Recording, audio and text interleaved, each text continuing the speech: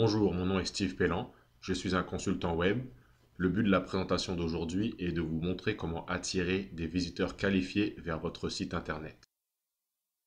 Nous allons maintenant parler des différentes étapes à prendre en considération lors d'un projet internet. Tout d'abord, il faut concevoir un site web efficace. Le design doit refléter les objectifs du site et s'appuyer sur des tendances graphiques visant à séduire votre clientèle cible. L'arborescence et la navigation doivent être simplifiées afin de simplifier l'expérience du visiteur et de s'assurer que le produit soit facile d'accès. Une fois l'infrastructure mise en place, il faut optimiser le site pour les moteurs de recherche. Cette étape a pour objectif de rendre le site le plus pertinent possible pour un mot-clé ou un concept et représente environ 30% du résultat de référencement. Lorsque le site est optimisé, il faut le rendre populaire aux yeux des moteurs de recherche. Le but du référencement est donc de créer des liens envoyant les internautes vers votre site. Plus votre site a de liens, plus il est référencé. Le marketing vidéo est une remarquable façon de promouvoir un site internet et nous allons également aborder le sujet. Comment construire un site web efficace? Il faut connaître votre clientèle cible pour créer un design et du contenu susceptible d'attirer l'attention des visiteurs. Il est fortement recommandé d'avoir un objectif précis. Il faut se poser des questions quant à l'objectif du site. Est-ce que le site veut augmenter le nombre de contacts dans la base de données, vendre un produit, communiquer avec la clientèle avec plus d'efficacité? Lorsque ces objectifs sont déterminés, il faut ensuite réfléchir au budget. Quel est le budget dont vous disposez? Le budget disponible est-il suffisant pour atteindre vos objectifs? N'oubliez pas que la conception du site n'est qu'une partie du projet et qu'il faut penser au marketing, au maintien, à l'hébergement et autres frais annexes. Le choix de la plateforme du site est également un choix capital. Possédez-vous des connaissances en programmation à l'interne? Sinon, il existe des systèmes de gestion de contenu open source, c'est-à-dire qu'ils sont gratuits et que vous pouvez modifier comme bon vous semble avec des connaissances en programmation. Et ces systèmes vous permettent d'être autonome par rapport à votre site internet, puisque vous pouvez apporter des modifications sur le site par vous-même. Le design doit être ergonomique, c'est-à-dire qu'il doit prendre en compte les objectifs du site et pas seulement l'esthétique, afin de rendre le site plus efficace. Si par exemple votre site internet veut promouvoir votre infolettre, cela doit se voir assez rapidement dans le design. Dans le but de vous aider dans votre choix de plateforme, voici quelques systèmes de gestion de contenu ainsi que leurs caractéristiques. WordPress offre la facilité de gestion de contenu. Il est idéal pour les moteurs de recherche, facile d'ajouter un blog puisqu'à la base WordPress a été créé pour la publication d'articles et il vous propose des extensions gratuites. Joomla est également un très bon système de gestion de contenu qui offre des mises à jour simples et une bonne optimisation pour les moteurs de recherche. Drupal est également un bon système de gestion de contenu qui offre des mises à jour assez simples et qui est également conseillé pour les moteurs de recherche. .NET Nuke offre une grande facilité de gestion de contenu. Par contre, il est peu recommandé pour les moteurs de recherche et les extensions sont payantes. Un très bon design de site internet est un design qui va droit au but et qui va donner les informations capitales à l'internaute en très peu de temps. On dit qu'en à peu près 7 secondes, les informations capitales doivent être transmises. Les internautes sont de plus en plus friands de vidéos sur le net et donc je recommande d'utiliser une vidéo sur la page d'accueil pour présenter la compagnie, présenter le produit offert et montrer aux internautes comment ce produit apporte une plus-value dans leur vie. Voici un très bon exemple de site au design ergonomique. Il y a deux sections importantes, la bannière et le texte. La bannière propose le logo avec le numéro de téléphone et l'URL du site. On aurait pu apporter une modification en mettant le numéro de téléphone et l'URL du site au milieu, c'est-à-dire centrer le numéro de téléphone dans la bannière et également y ajouter le texte pour plus d'informations, appelez-nous au suivi du numéro de téléphone. Ensuite, on voit le titre, qui est la première phrase que les visiteurs vont voir lorsqu'ils arrivent sur le site. Ici, la phrase est très bonne puisqu'elle parle d'optimisation de dossier de crédit. Vous méritez une deuxième chance.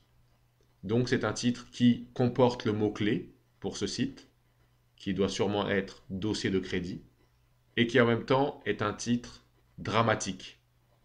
On voit également dans les photos que la première partie du site expose le problème, tandis que la deuxième partie du site montre le résultat. Tranquillité d'esprit face à vos finances.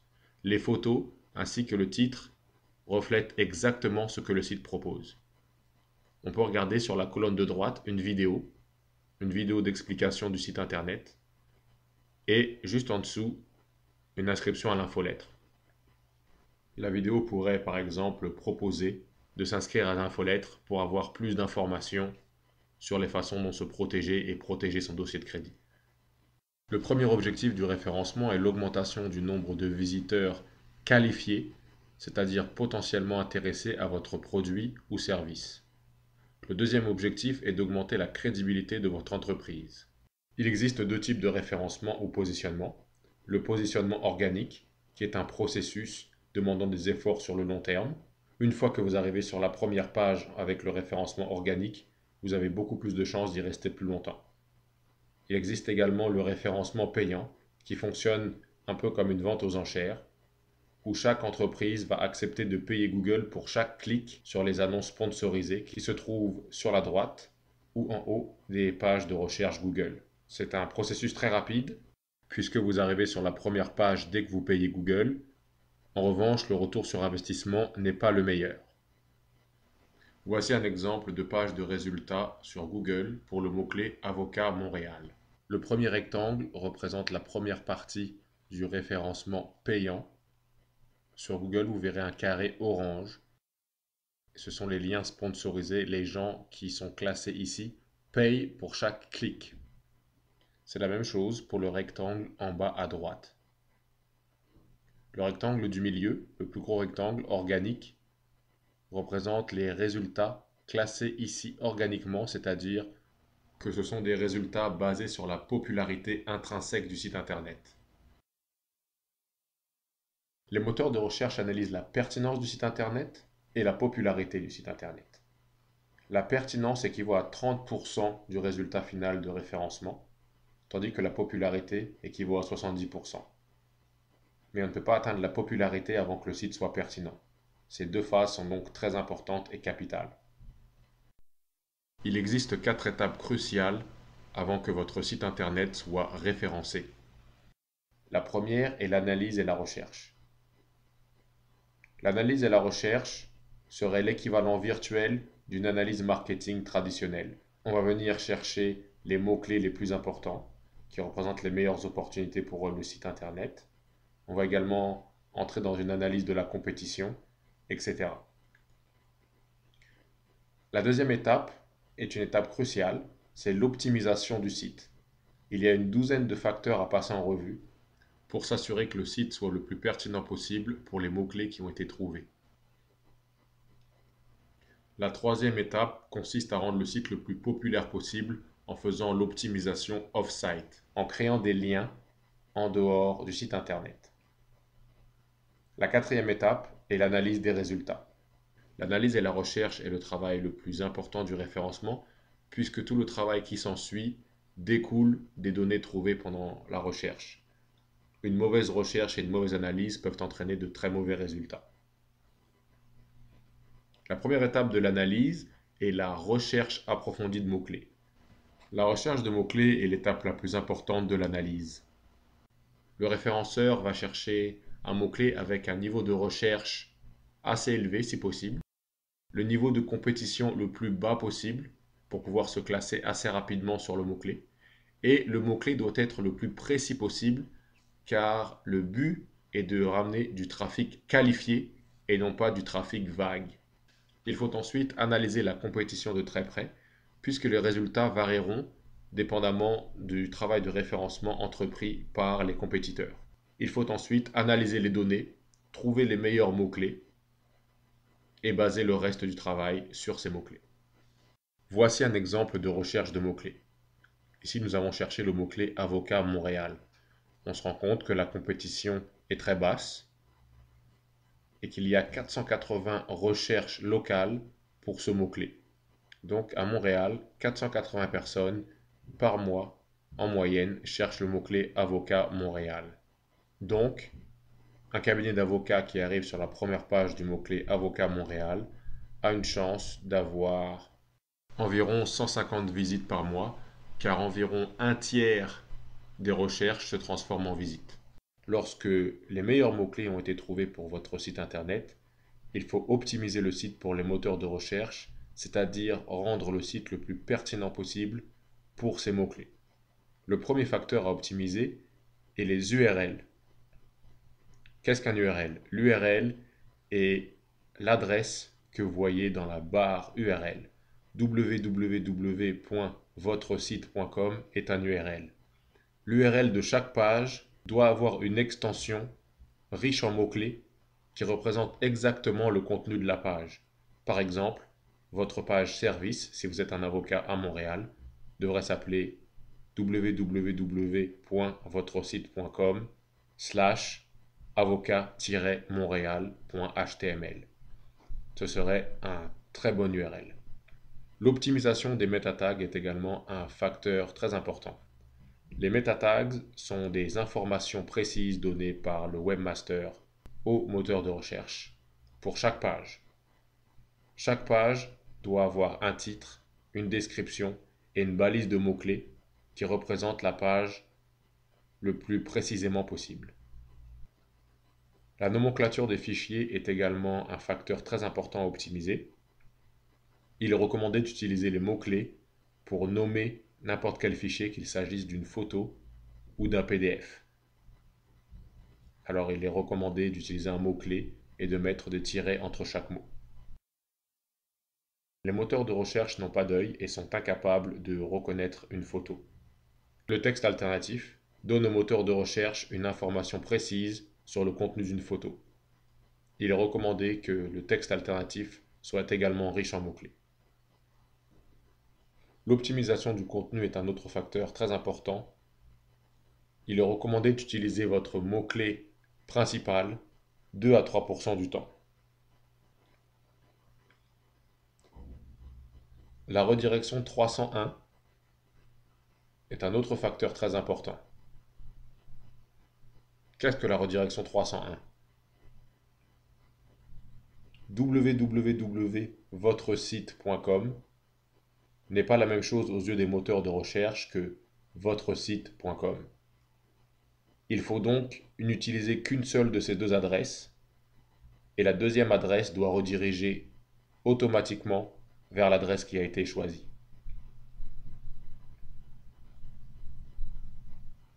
Le nombre de pages indexées est un facteur déterminant à optimiser pour les moteurs de recherche. Plus vous avez de pages, plus le moteur de recherche va penser que vous publiez du contenu et plus il va vous donner des points de référence. Cependant, pour une navigation optimum, vous ne pouvez pas ajouter des pages dans la navigation. La meilleure façon d'améliorer le nombre de pages indexées reste le blog. À chaque fois que vous publierez un article, vous obtiendrez une nouvelle page indexée et donc Google va vous donner un nouveau point de référence. Une fois que votre site est optimisé pour les moteurs de recherche, l'optimisation off-site consiste à rendre le site le plus populaire possible pour ces mêmes moteurs de recherche. Il faut s'engager dans une campagne de liens entrants en utilisant le ou les mots-clés choisis, si possible. Plus vous avez de liens qui redirigent vers votre site, plus Google va vous estimer référent ou populaire, puisque chaque lien est une recommandation en ligne. Maintenant que vous savez qu'il faut mettre le plus de liens possible sur Internet pour optimiser votre référencement, la question se pose, où mettre des liens? Le premier endroit est les annuaires de sites Internet. Il en existe de toutes sortes, des payants, des gratuits, qui vous permettront de venir mettre un lien. Alors vous pouvez inscrire votre site dans un annuaire professionnel par exemple, et ce lien viendra aider votre référencement. Plus l'annuaire est important, plus le lien aura de la valeur aux yeux des moteurs de recherche en ce qui concerne votre référencement. Le deuxième endroit où mettre des liens est les sites de partage sociaux. Il existe une vingtaine de sites francophones et une vingtaine de sites également anglophones où venir partager le site socialement. Chacun de ces partages sociaux vont donner une plus grande popularité à votre site internet. L'engagement sur les forums est également une très bonne façon de venir poster des liens sur Internet. Il est recommandé de trouver des forums pertinents à votre industrie et de venir y poster des réponses, être actif et à chacune de vos apparitions, mettre un lien vers votre site internet. La même chose est également vraie pour les blogs. Il est également recommandé de trouver des blogs pertinents. Inscrivez-vous au flux RSS des blogs pertinents à votre entreprise ou à votre niche. Et à chaque fois qu'une nouvelle apparition, un nouvel article sort, n'hésitez pas à venir le commenter, à venir y apporter une valeur ajoutée et surtout ajouter un lien vers votre site. Créer des articles et les partager dans les sites prévus à cet effet peut également vous permettre de créer des liens sur Internet. Vous pourrez créer un article pour un mot-clé recommandé et à chaque fois que le mot-clé apparaît dans cet article, le lier vers votre site Internet. Le marketing vidéo vous permet également de créer des liens puisqu'à chaque fois que vous postez une vidéo sur les sites de partage de vidéos, vous pouvez y insérer un lien. Il y a encore beaucoup d'endroits où mettre des liens, il suffit d'être créatif. Faites très attention au Black Hat SEO. Le Black Hat SEO est l'ensemble des techniques qui visent à tromper le moteur de recherche. Un bon exemple de Black Hat SEO serait l'utilisation du mot-clé tennis pour faire des liens vers un site qui vend des chaussures de basket. Ce serait tromper le moteur de recherche et le but de cette tromperie serait d'utiliser le mot-clé tennis qui est dans ce cas-ci plus utilisé que le mot-clé chaussures de basket. Lorsque Google se rend compte de la mascarade, il peut aller jusqu'à désactiver votre site internet. Voici quelques ressources qui vous permettront d'optimiser et de référencer votre site internet. En ce qui concerne le marketing de votre site internet, l'utilisation des clips vidéo est une stratégie très efficace. Il existe une vingtaine de sites internet où on peut partager les vidéos. Le marketing vidéo est une stratégie très efficace. Actuellement, le contenu vidéo est le contenu le plus apprécié sur le net. La plupart des gens veulent du contenu vidéo. Donc l'utilisation des clips vidéo s'inscrit dans une très bonne stratégie de mise en marché de votre site internet. Le but de la vidéo est d'ajouter une plus-value sur l'internet. La vidéo doit être informative, drôle, choquante. Elle doit sortir de l'ordinaire. Une des étapes les plus importantes dans le marketing vidéo est d'utiliser les mots-clés pour insérer les tags. Beaucoup de gens ne prennent pas le temps de venir insérer les tags, ce qui est très important. Les tags, c'est un peu comme les meta tags pour le site internet, ce sont les mots-clés qui donnent les informations du contenu exact de la vidéo. Dernière étape, n'oubliez pas d'ajouter un incitatif à l'action, c'est-à-dire une phrase qui va pousser les gens à commettre une certaine action. Par exemple, rejoignez-nous sur notre site. Pour plus d'informations, visitez notre site. Rejoignez-nous sur les médias sociaux, etc. Une fois votre vidéo téléversée sur un site comme YouTube, il est très important de remplir les informations de la vidéo avec le plus de précision possible. Alors, la première chose à faire est de remplir le champ titre, leur donner le titre le plus percutant possible avec, si possible également, les mots-clés. Il vous faudra ensuite remplir le champ description, mettez une phrase ou deux avec, pareil, les mots-clés et la phrase devrait être la plus descriptive possible et également vendeuse, appelée à l'action, appelée à venir regarder cette vidéo. Et n'oubliez pas de remplir le champ tags qui est similaire au champ mots-clés. Il faut juste mettre le mot-clé séparé par une virgule. Et la dernière étape est de remplir le champ catégorie, donc choisir la catégorie la plus appropriée pour votre vidéo.